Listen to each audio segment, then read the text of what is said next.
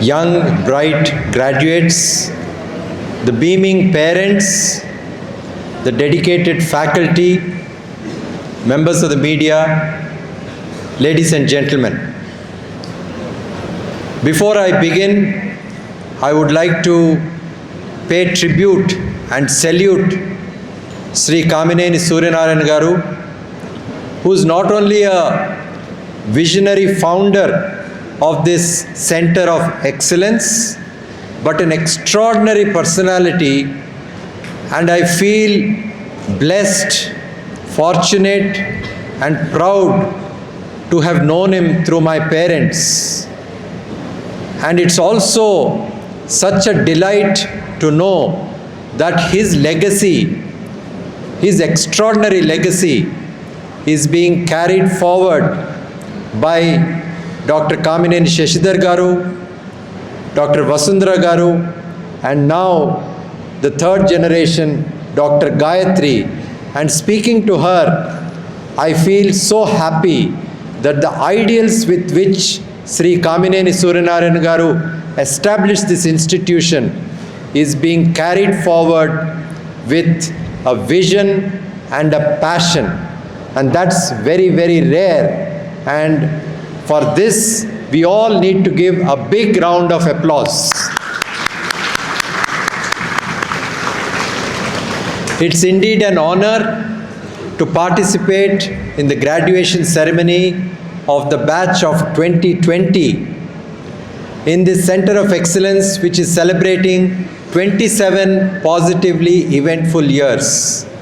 So this batch of 2020 is a very special cohort whose, I think, remarkable progress has been interrupted by the unprecedented COVID pandemic and has ensured that it has tested not only their knowledge but also resilience and adaptability and sense of purpose.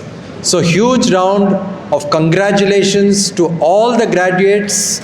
You have not only gone through the COVID pandemic years, you are a special cohort, and really you've done so very well. So I'd like to convey my thoughts.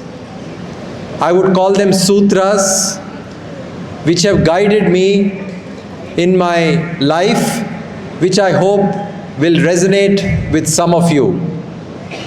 The first sutra relates to trust, and we are all familiar with the Sanskrit phrase, Vaidyo Narayano Hari. The patients trust their doctors and literally place their life in the hands of the doctor. They confide information, confidential information, and disclose information which they may or may not even confide with their family members to a complete stranger. They allow themselves to be examined and even operated by this stranger doctor. In no other profession can we expect this kind of trust on a daily basis, and therefore it is our bounden duty to cherish and safeguard this trust that the patients place in us. The second relates to ethics. We are all aware that ours is a noble profession. We get to touch the lives of scores of people in our professional lifetime. An important component of the Hippocratic Oath is to keep the good of the patient as the highest priority. But I would like to go one step further and state that we are expected to be ethical in every aspect of life. And I'm reminded of a poem, Niti, which refers to as ethics, and it is best described in Telugu, which is my mother tongue. నీతి లేకున్నా జగతి విఖ్యాతి లేదు, నీతి లేకున్నా మదికి సంప్రీతి లేదు, నీతి లేకున్నా ఆత్మకి జ్యోతి లేదు, ఏదియును నీతికిల రాదు సాటి మనసా.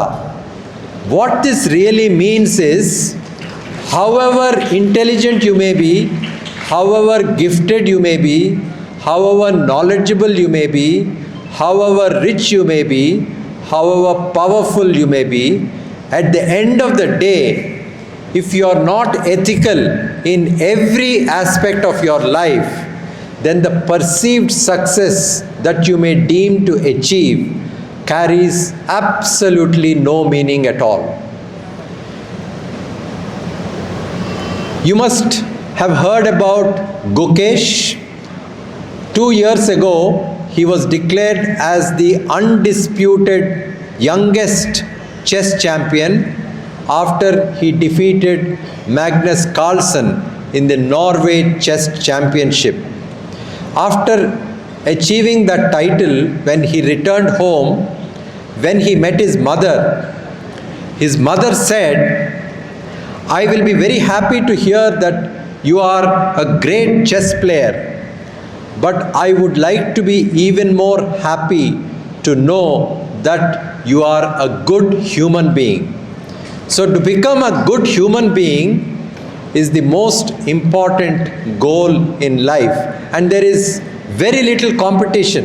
Amongst the medical profession, you may think that there is competition, but to become a good human being, there is very little competition. The third sutra relates to communication skills. Communication is the art of speaking medicine in the language of a common man. And very often, patients get upset when doctors fail with words. And that is one of the reasons why this happens is communications was not even part of our medical curriculum till 2018. And even though it is part of the medical curriculum now, there is no formal assessment in communication skills before a doctor graduates, postgraduates. Nowhere it is a formal assessment.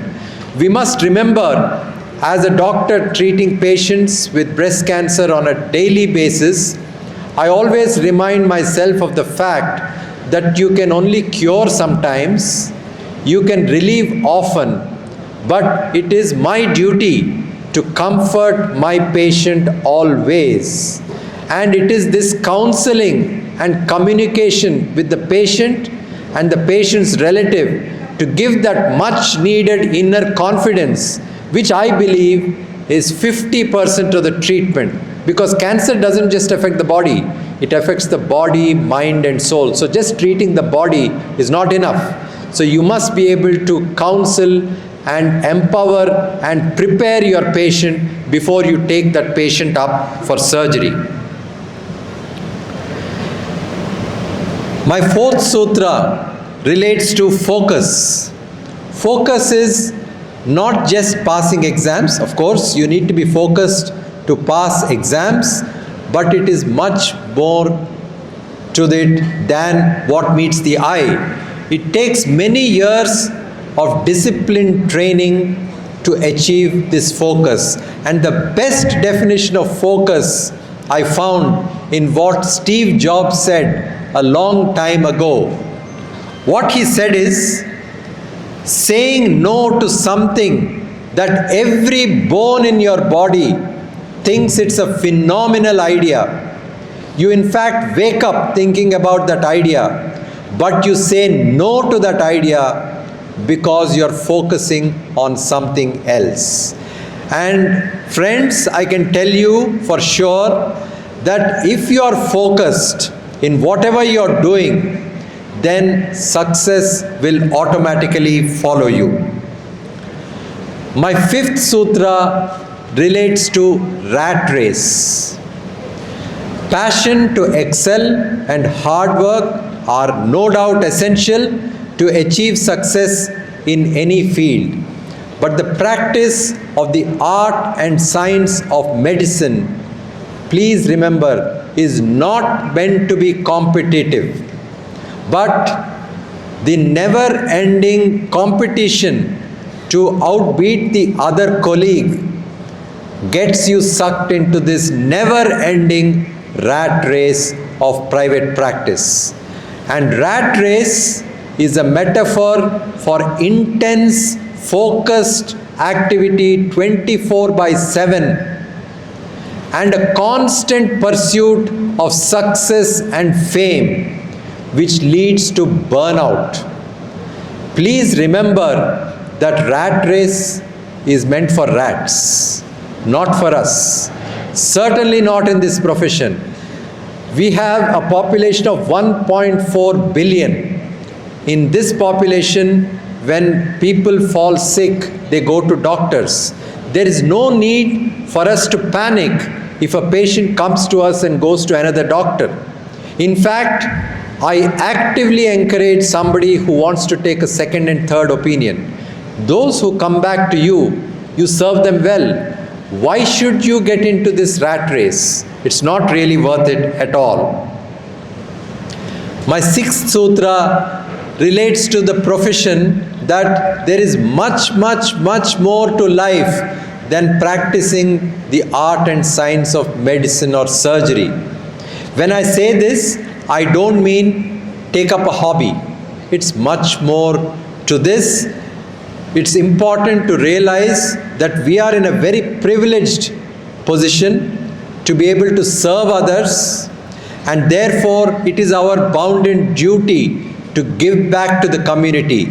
Take up a charitable activity and make that your passion as well. For example, I can say we have about 6 lakh villages in our country.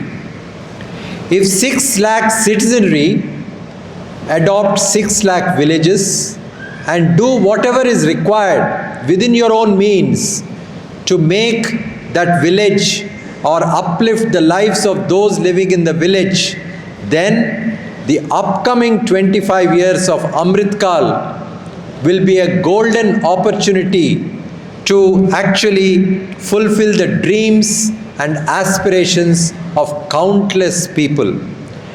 And I can say with hand on my heart that the satisfaction that I received when I adopted the remotest village in Telangana, Ibrahimpur, is immeasurable. We have done numerous initiatives to uplift the lives of people living there, not what I wanted to do, but what they wanted done. And the joy of seeing the smile on their faces when I visit this village cannot be compared with anything else in life. The seventh sutra relates to human values. One of my godfathers and someone I greatly respect, Professor Kakarla Subbarao Garu, who is no more, when he came to our institute several years ago, he spoke about this and it stuck to my mind. Courtesy, compassion, honesty, humility, empathy, service, and a little bit of sacrifice. When there is honesty in purpose, integrity in everything you do, sincerity in whatever you do, if you are fiercely courageous and never hide what makes you you, these are attitudes that will determine your altitude in life. My penultimate sutra relates to life-transforming principles. Meditation, very important for us as doctors who deal with patients and the stress on them, and to relieve the stress, but through communication skills, through whatever we do through our profession, it is important for us to unwind each day. And over the past 10 years, I've been meditating every day for more than an hour. That is, you have to develop the art of keeping your mind away from your body. You need to talk to the universe on a regular basis. You must remain positive by remaining prayerful, by being prayerful and expressing gratitude. Gratitude even for small things, not for big things. Expressing gratitude morning and evening before you sleep. When you have these principles within you, incorporated within your system, then for me, these principles have significantly enriched my life and has enabled me to manifest my dreams. Because at the end of the day, as I said earlier, however great you may be, however rich or powerful or intelligent you may be, there are only three things that matter. Have you made a difference in your sphere of activity? How many lives you have touched? Whether or not you have walked gently on this planet, remaining grounded always. And my final sutra, friends, never forget your mother. Never forget your motherland. Never forget the place you were born and raised. And never forget your mother tongue. I'm so happy that we have so many parents here who have accompanied their children. So to all those who are graduating, please understand, I'm sure you're aware, I'm just here to remind you that you are here today because of the enormous love and affection, extraordinary dedication, and numerous sacrifices from your parents. You would not be here today without them.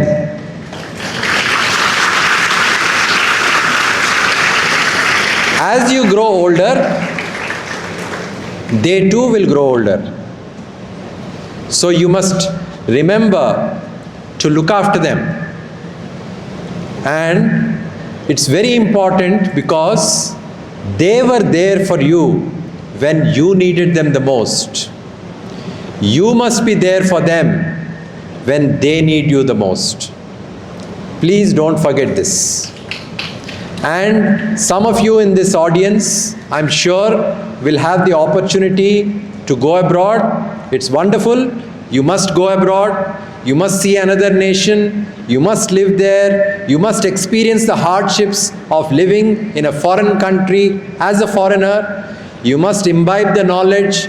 You must learn the best aspects of that knowledge.